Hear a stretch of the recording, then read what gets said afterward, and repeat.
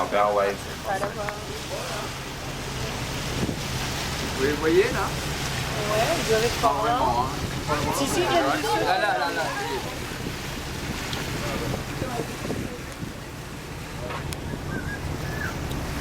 Amazing. Wow.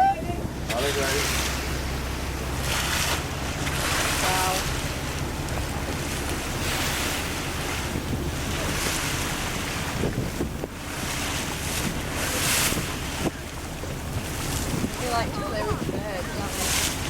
Oh, so cool.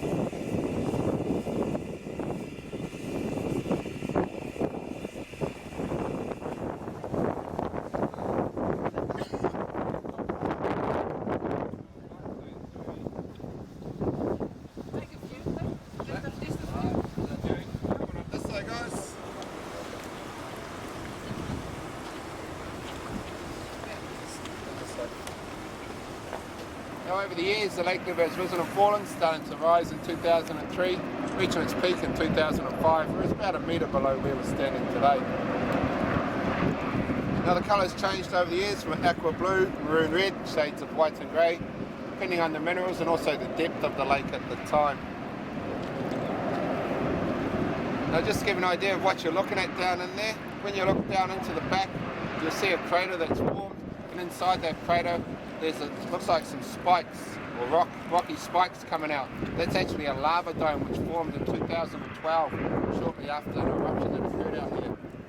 What happened there is, as the magma came up from down below, it solidified before it breached the surface. A bit like toothpaste when you squeeze it out of a tube, and it's sort of stopped where it is today. At the time, the scientists thought that it might explode, but it hasn't done anything except for just sit there and do nothing really. It's something that's unique to this island, quite fascinating.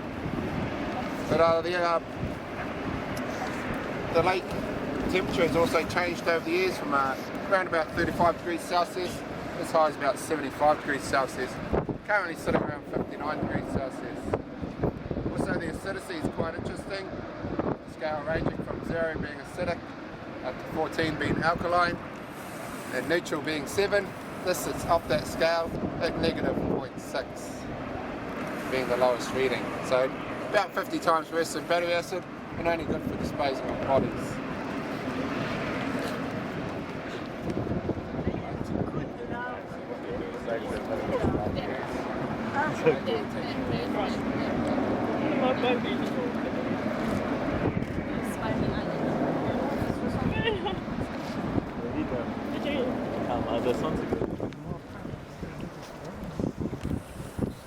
So while we're up here, this little mound gives a great 360 view of this inner crater area. Point out a few of the landmarks. That first bay on the left, Sharks Bay, named after the sharks the miners saw basking here. The next headland there, that's Pinnacle Point. It does have quite a few pinnacles on it. And then that second bay is Wilson's Bay. The next This large headland is Troops Head. That's where they got a lot of their rock for that mining operation. The final bay where we do have the boats parked, that's Crater or Works Bay.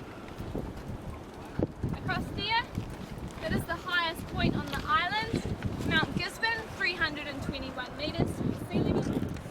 And just to the left of that, you'll notice that some of that crater rim area has been eaten out. So in 1914 there was a landslide. Before that, this area was reasonably flat. These mounds weren't here. And in 1913 they built a factory and living quarters just down there. So unfortunately, in September of 1914, an area of that rock wall came crumbling down here, leaving these mounds behind and bulldozing that factory and living quarters out to sea. There were 10 men there at the time, and them and all their buildings were lost to sea. There was one survivor of that landslide. They found him a few weeks later, and that was Peter, one of the camp cats. They think he was out on the outside when that landslide did happen. He survived. They took him back to a town called Whakatane on the mainland, and there he was known as Peter the Great, and his kittens were given away as good luck charms. It's quite a nice end to that story, kinda.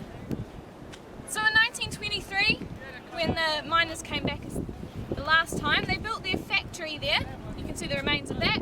But instead of living in here, they thought better of it and lived on an area on the outside called Bungalow Beach or Homestead Point. And they'd have to row to work every morning. They'd lower their boat in and row around to Crater Bay there. On some days that sea would be too rough and they couldn't do that, so they had to come by land. So they cut a track called the dreaded track or the 2-foot track. It was just 2 of our feet wide. And it came over near that seismograph. You can see the solar panel now. So it came down there. So it was quite a treacherous track. They didn't particularly like walking it. Some of the older men, they'd actually sleep in the factory floor, hoping the next day the younger men would row to work and they'd be able to get home that night.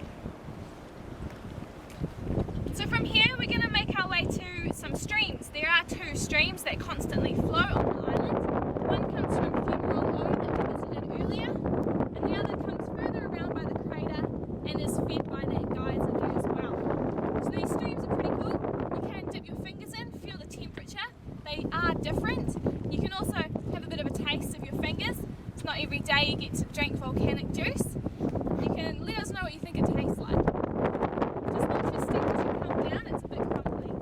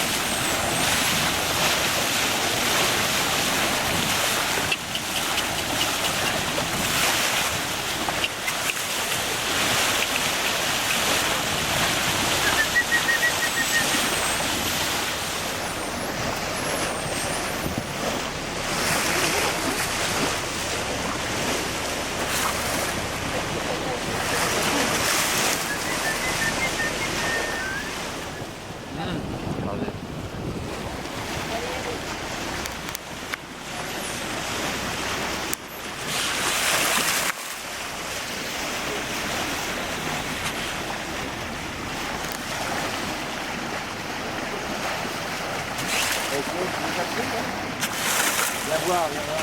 Voilà.